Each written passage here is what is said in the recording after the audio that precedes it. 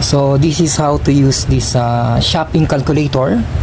So we have changed or the change due, no, the addition, add to the list, items, clear.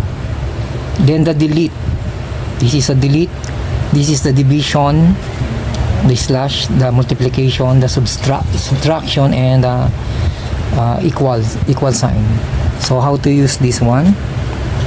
So just simply type the number, of course, the amount, for example 50. Okay, 50. So there is mistake, so if there is mistake, you use the delete. Okay, when you retype 5, okay, delete 5 0, then add, then it's automatically go there. 80, 55 or 55, yes, 55, add. Okay, so on and so forth. Any amount, that you want to input, while you are buying in the supermarket. So automatic total, so you can scroll down, you can scroll this, your total is 459. If you want to pay, your money is 500, you input 500, then you have to change. So your change, if you want to close this, you can click this close button, and if you want to see the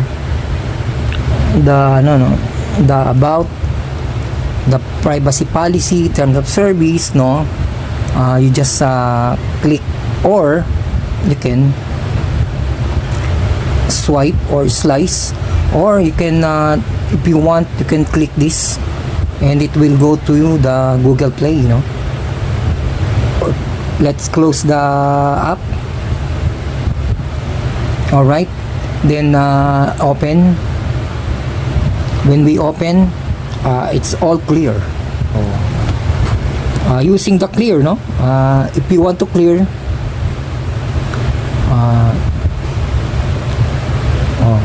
117, your money is 1,000, for example, you want to pay na, so you just click change, 883, and if you want to clear for another transaction, it clears, so for example, you have the price is 17.50, 17.50, and you want to buy 7 pieces of 17.50, so you multiply it by 7, then equals 122.50, then you add. So how about the use of division here? So for example, the total amount is 222, and or any amount, you can use the division, of course, 282.50. For example, 282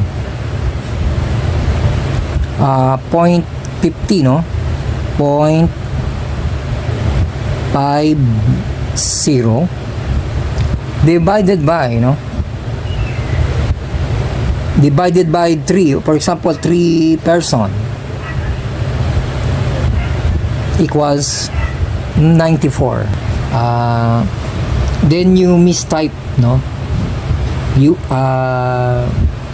accidentally 45, you can easily delete, but 65, instead of 65,